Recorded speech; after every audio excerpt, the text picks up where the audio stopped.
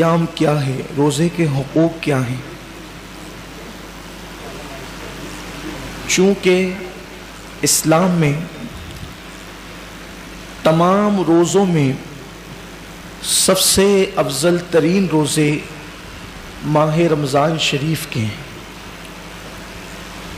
اس کی وجہ بالکل ظاہر ہے کہ ماہ رمضان شریف کے روزے ہم پر فرض ہیں۔ اس کی فرضیت کا کسی کو انکار ہی نہیں، اور جو انکار کرے وہ مسلمان ہی نہیں۔ ہر مسلمان چاہے وہ روزے رکھتا ہو یا نہ رکھتا ہو، ہر مسلمان کا یہ عقیدہ ہے کہ ماہ رمضان شریف کے روزے فرض ہیں۔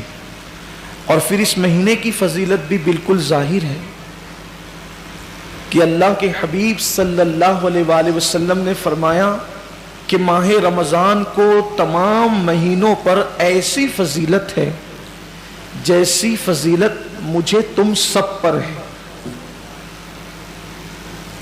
حضور سے بڑھ کر فضیلت والا کوئی نہیں۔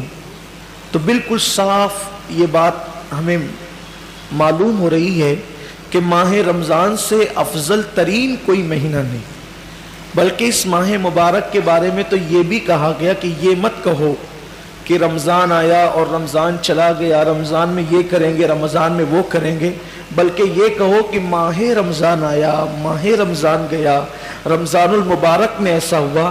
یعنی اس کا نام ایسے ہی مت لو کہ رمضان آیا، رمضان ہے، اس کا نام احترام سے ماہ رمضان آیا، رمضان المبارک آیا، رمضان کریم آیا۔ یعنی اس کا ادب اللہ کے حبیب صلی اللہ علیہ وآلہ وسلم نے، صحابہ نے اور امت کے اکابرین نے ہمیں سکھایا۔ اور پھر اس کی وہ پہلی رات جس میں آسمانوں کے دروازے کھلتے ہیں، آپ نے کثرت سے سنا ہے، صرف میں اشارے دے کر اپنے عنوان کی طرف آپ کو لے جانا چاہتا ہوں کہ آسمان کے دروازے کھلتے ہیں، رحمتوں کے دروازے کھلتے ہیں، جنت کے دروازے کھلتے ہیں۔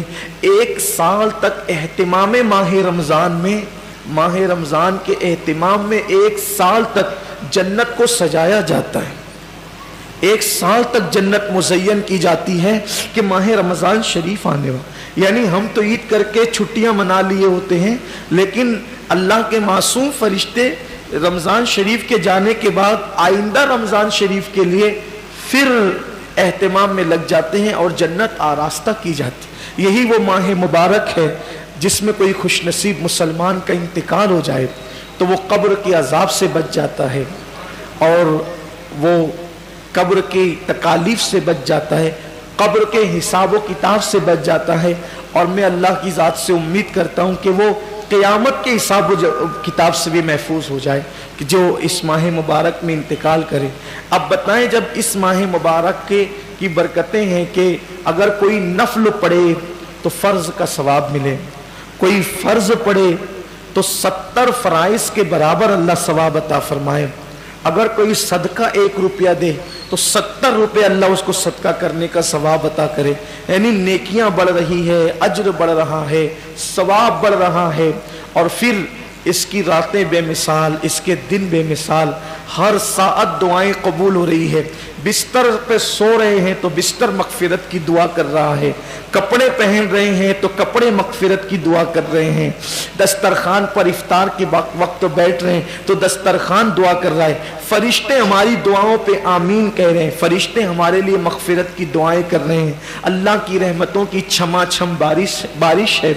یعنی اس کی فضیلت بیان ہی نہیں ہو سکتی۔ حضور علیہ السلام نے بس اتنا کہہ کر امت کے عقل مندوں کو بتا دیا کہ ماہ رمضان کیا ہے۔ آقا علیہ السلام فرماتے ہیں، جس کو ماہ رمضان کی فضیلت اور اہمیت پتہ چل گئی وہ تمنا کرے گا کہ کاش پورے سال کو رمضان شریف کر دیا جائے۔ یعنی مہینہ رمضان شریف کا نہ ہو بلکہ سال ہی رمضان شریف میں تبدیل ہو جائے۔ اس کی برکتیں یہ ہیں۔ اب جب اس کے عام دن یہ ہے، سنیچر، اتوار، پیر، منگل، بدھ یہ ہے، تو پھر اس کا جمعہ کیسا ہے؟ پھر اس کا جمعہ کیسا ہے؟ جیسے ہی جمعرات کا سورج غروب ہوتا ہے اور جمعہ کا چاند گویا طلوع ہوتا ہے، ہر سیکنڈ، ہر لمحہ 60,000 جہنمیوں کی مغفرت کی جاتی ہے۔ یعنی ایسے لوگ جن کے نام जहन्नम के रजिस्टर में लिख दिए गए, ये जहन्नम में जाएगा, ये जहन्नम में जाएगा, ये जहन्नम। ऐसे लोगों को अल्लाह कहता है इन्हें बख्श दिया, इन्हें बख्श दिया। कितने लोग? एक लम्हे में 60,000 लोग। अब वो पूरे ग्रुप से लेकर ग्रुप तक कितने घंटे होते हैं? 24 घंटे। अब उसमें हर सेकंड गोया हर लम्हा 60,000 बख्शे जाते हैं। लेकिन जब जुमा का आखिरी सेकंड, आखिरी लम्हा आता है, सूरज ग्रुप का वो आखिरी वक्त आता है, तो अल्लाह ने 24 घंटे, सिर्फ समझाने के लिए कह रहा हूं, अल्लाह ने 23 घंटे 59 सेकंड में अल्लाह ने, हालांकि ये सेकंडों का हिसाब हदीस में नहीं है, लेकिन अपने दौर के हिसाब से समझा रहा हूं, उसमें लम्हात का जिक्र है, सातों का जिक्र है, सिर्फ समझाने के लिए कि अल्लाह ने 23 घंटे 59 सेकंड में, हर सेकंड में 60,000 बख्शा, तो 23 घंटे 59 सेकंड में कितने बख्शा? तो जब आखिरी सेकंड, आखिरी सात आती है वो इफ्तार की, जुमा की, तो जितने 23 घंटे 59 सेकंड में बख्शे गए, उनकी तादाद के बराबर आखिरी सेकंड में बख्श दिए जाते हैं। कितनी बड़ी बात है। मैं समझता हूं कोई बचता ही नहीं होगा बख्शिश से। ये वो माह रमजान है, ये वो बरकत वाला महीना है।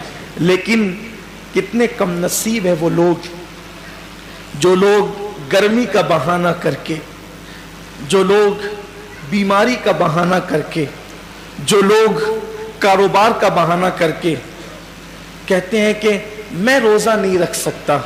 धूप कितनी है मौलाना, कितनी धूप है, मैं रोजा नहीं रख सकता। गर्मी की शिद्दत कितनी है, मैं रोजा नहीं रख सकता। मैं बीमार हूं। क्या बीमारी है? बुखार आ गया। क्या बीमारी है? पेट में दर्द होता है, भूखा रहता हूं। क्या मसला है? गुटके के बगैर जिंदा नहीं रह सकता। इन्ना लिल्लाहि व इन्ना इलैहि राजिऊन। रमजान शरीफ का एक रोजा, अगर किसी का रमजान शरीफ का एक रोजा उसने छोड़ दिया, एक रोजा उसने रमजान शरीफ का छोड़ दिया, उसके बदले में जिंदगी भर रोजे रखे।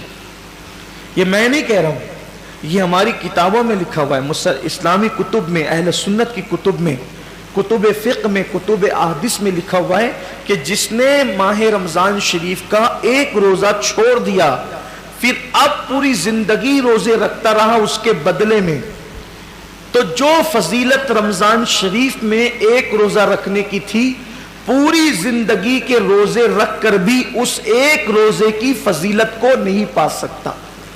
एक रोजे की फजीलत को जिंदगी भर के रोजे, भाई वो कफारा, कज़ा, ये तो सब फिक़ही एतबार से अदा हो गया उसके बदले, लेकिन फजीलत की बात हो रही है कि उसकी फजीलत जो माह रमजान शरीफ के रोजे की है वो नहीं पा सकता, जिंदगी भर रख ले। और फिर उनके जबड़े जो आग की कैंची से काटे जाएंगे, जिन्होंने रोजे नहीं रखे होंगे। बड़ा दर्दनाक अज़ाब